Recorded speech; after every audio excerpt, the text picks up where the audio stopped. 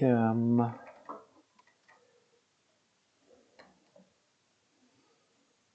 what am I going to talk about today? I think one of the core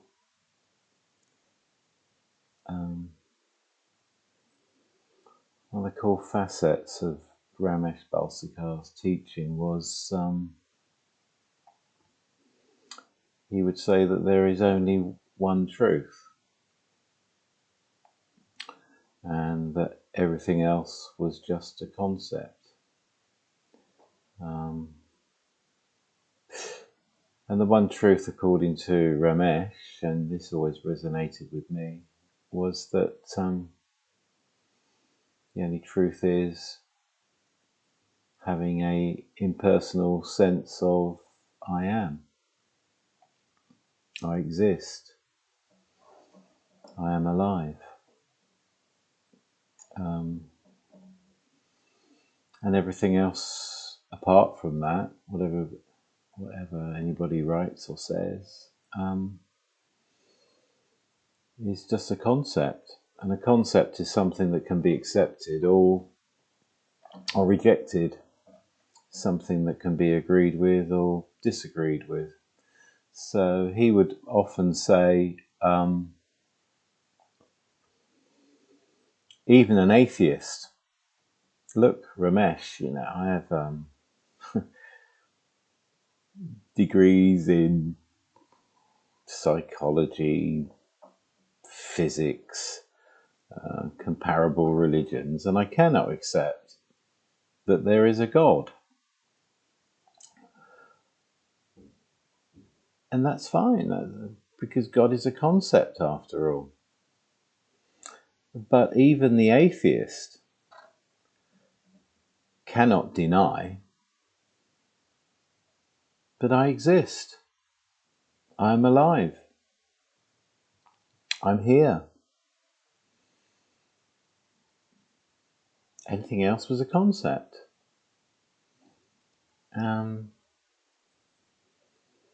You cannot deny that I am.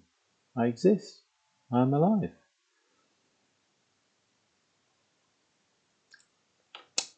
I've never met anybody yet who says they don't. Yeah, concepts. God is a concept then, because some people can agree, yeah, there's a God. Or no, there's not a God. God's a concept. Everything's a concept. The sky is a concept. You can agree that's the sky. Some other people some have some sort of, no, the sky doesn't really exist. It's just empty space that you can see, but you can't touch it. You can't measure it. And this is what we do, this is where the conflicts come from, is everyone has their concepts that they try to get others to accept.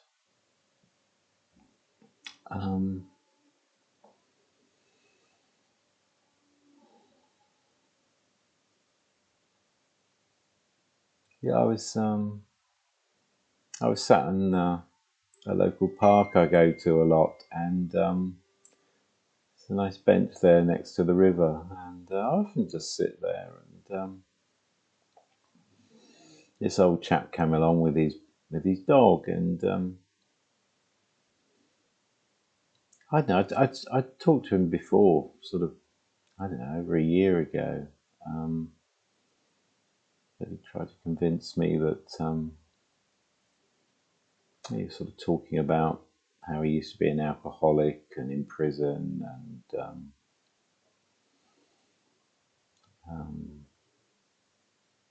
and how his life changed when Jesus came into his life, and he stopped drinking, he turned himself around, and he'd go and visit prisoners in prison, and which is all very commendable. I said, well, you know, great, you know.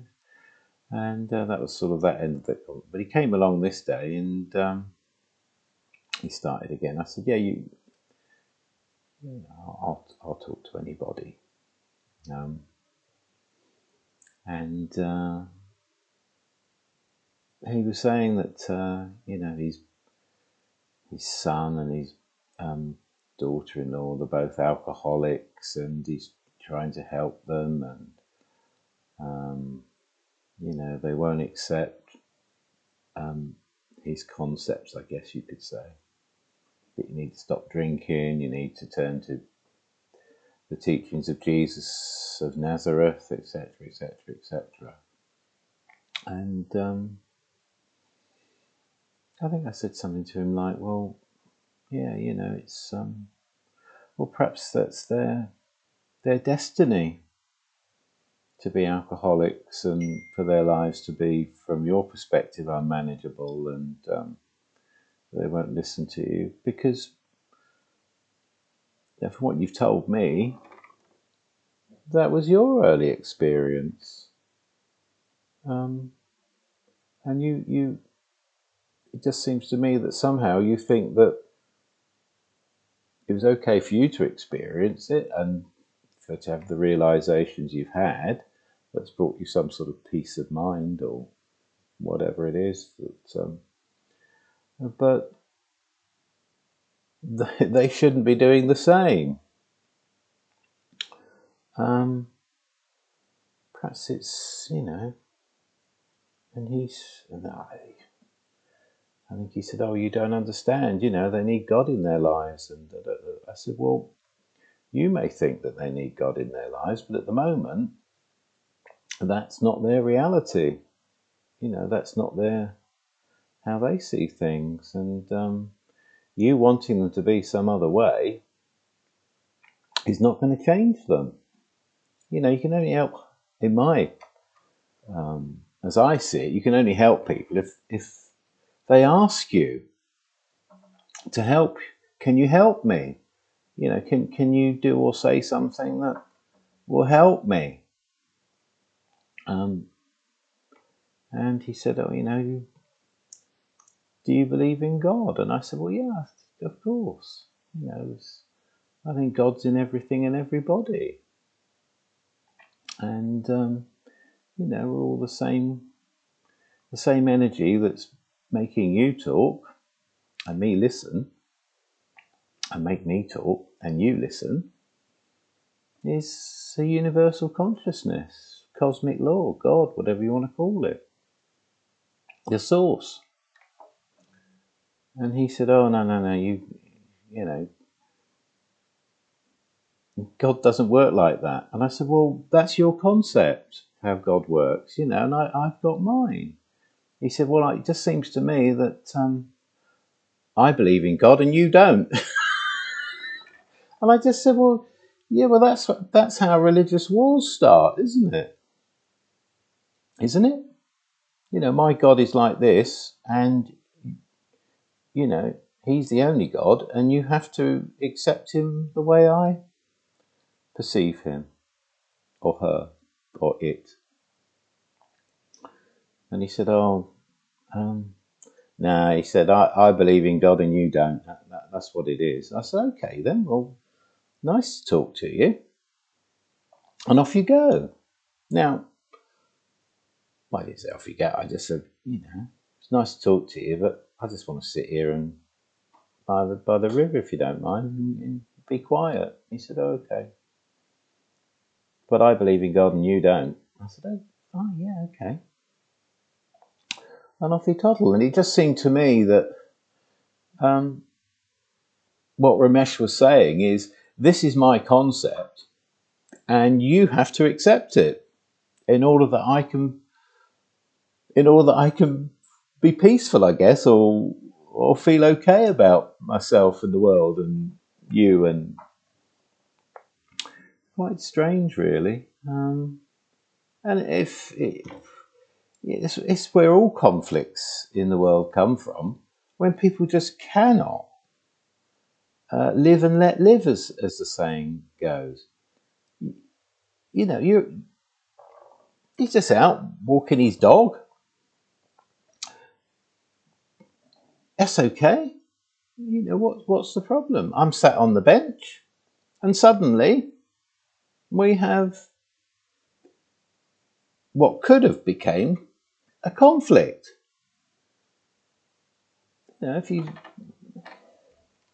It's what happens. That we've got it now with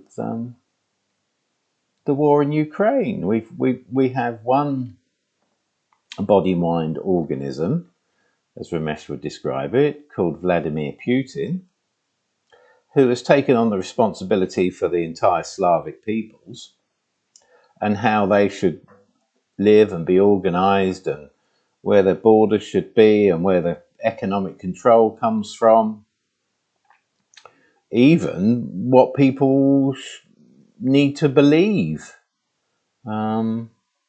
Because basically Vladimir Putin is of the old school. He used to be the head of the KGB, the Secret Service for the communist government. It's in the past. And when Mikhail Gorbachev came along and said, look, this isn't the way to run things, and basically broke up the Soviet Union and gave people their freedom of speech, freedom of choice. And then, Vladimir Putin came along and said, no, we need to be a Soviet Russia again, and Ukraine is part of Russia, and they will, they're, I don't know what it is, but that's it. And the Ukrainians said, no, we want to be free. We want to do things our way, like we did in the past before we were part of the Soviet Union. Mind you, Ukraine's always been part of some empire. It used to be part of the Polish Empire, then it's part of the Hungarian Empire. But now, they want their freedom. We've got this conflict of concepts, which could well end up in, God knows, just thinking about it is pretty frightening, pretty sickening, that we could have a nuclear war. But it's because it's clear that the Ukrainians are not going to lose, and we're going to make Putin lose, and that's dangerous, because he's a psychopath. He doesn't care about other people. He doesn't care about. He's in, as I see it, he's immune to other people's suffering. He can't wear other people's shoes, as they say. And that all goes back up, to his genetic makeup and his up-to-date conditioning, both of which were out of his control. Anyway, so conflicts come from concepts. Accept my concept. Or, like Ramesh would say, this is my concept. I'm only telling you about it because it might help you at some stage in the future, if it's God's will, for you to find some peace of mind, to understand that, this whole manifestation is just the source in phenomenality. And this phenomenality, this, if you like, this manifestation called the universe, or we call it the universe, is just a web of interconnected opposites: up, down, left, right, good, evil, light, darkness, sweet, sour.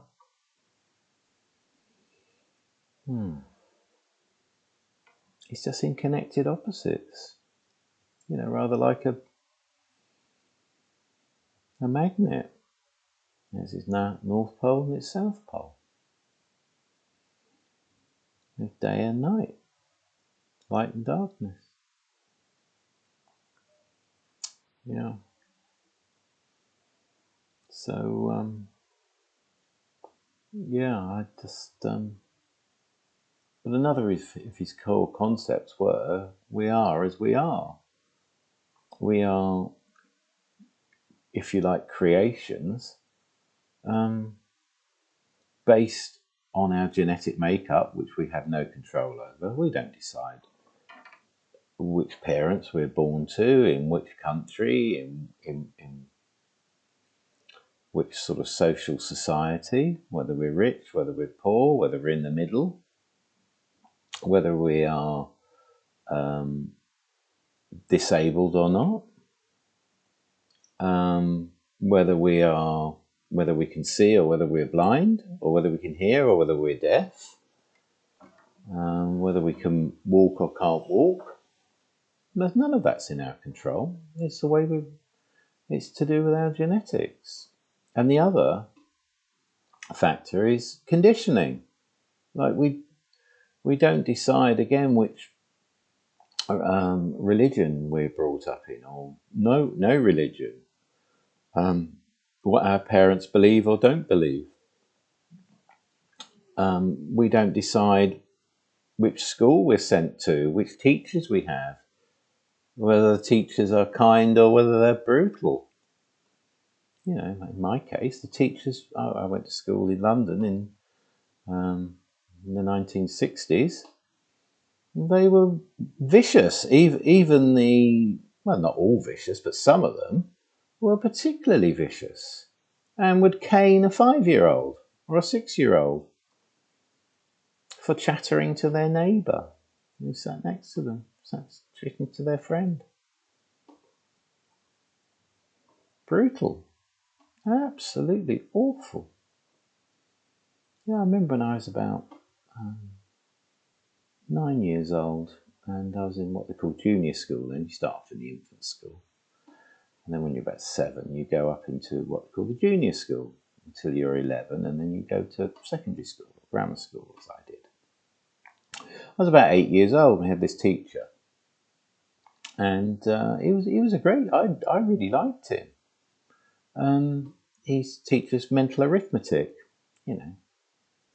4 4s are 16, doing lot division and all sorts. It was really good mind training, and it stood me in good stead. I could always do numbers in my head in negotiations or whatever.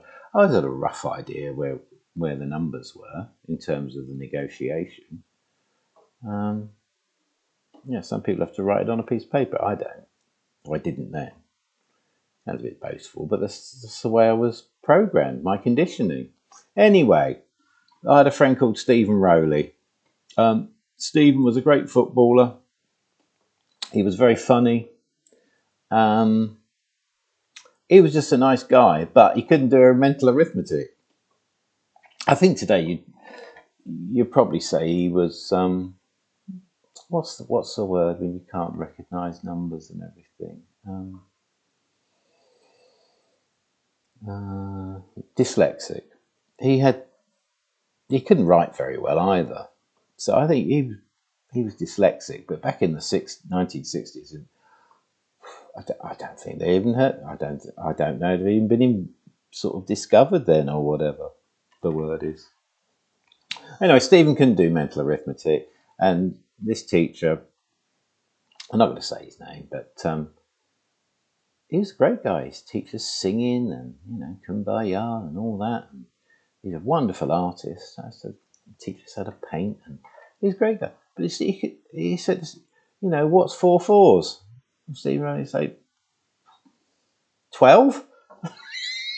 I can see him saying it now. It's not 12, get out. And he pulled him out, out in the front of the classroom, got this cane, and started whacking him with this cane.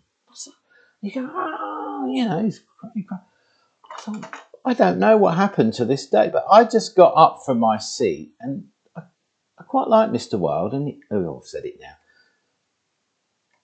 And I grabbed his hand and the cane, and I sort of took the cane off him and said, "What are you doing? It's crazy. You're hitting him with this stick, this cane."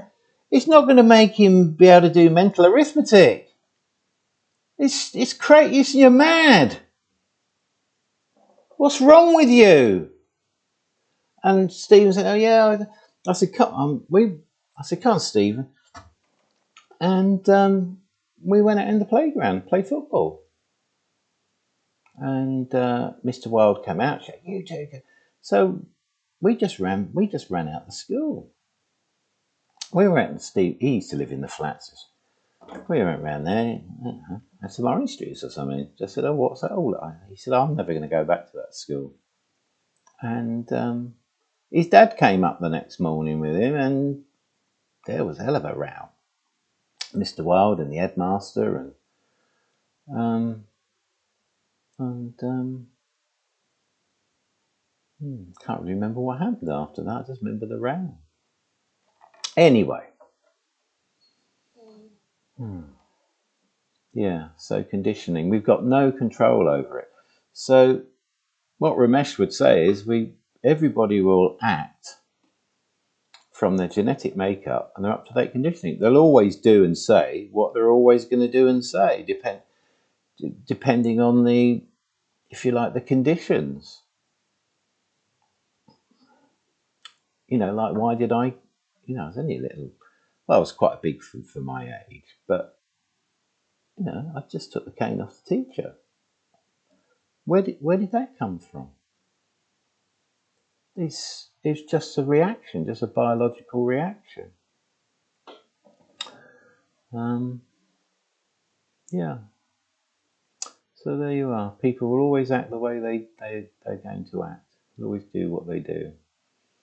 And what Ramesh would say is that or people or body, mind, organism, personality, we're rather like the gadgets in a kitchen, he would say. That we're all driven by the same energy, which in his vocabulary was consciousness. We're all driven by consciousness. We're all driven by the same consciousness. As electrical light kitchen gadgets are driven by electricity. They're all driven by electricity. And a toaster toasts toast, and a microwave heats up food with microwaves, and a kettle boils water, and a fridge keeps the food cool. Now, he would say people are like that as well, a toaster toast. But if you expect a toaster to boil some water, it's not going to happen. The toaster will toast toast, the kettle will boil water. Expecting a fridge to make some toast, or expect it to be to function differently, is silly. And it's the same with people. To expect someone to be some other way other than God created them is ridiculous. It's not to say that you can't modify what they do and say by conditioning, but they're either open to the conditioning, the concepts, if you like, that they're exposed to, or they're not. It's and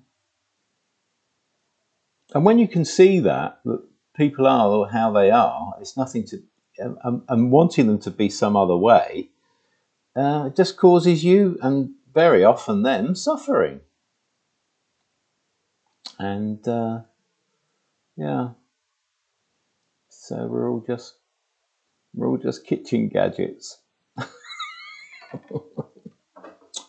Right, so there you are. The only truth. The only truth is an impersonal sense of I am.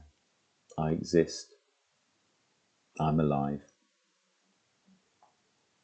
Everything else that's said or written is a concept. Okay then. Well, I hope that helps in some way. Food for thought, as they say.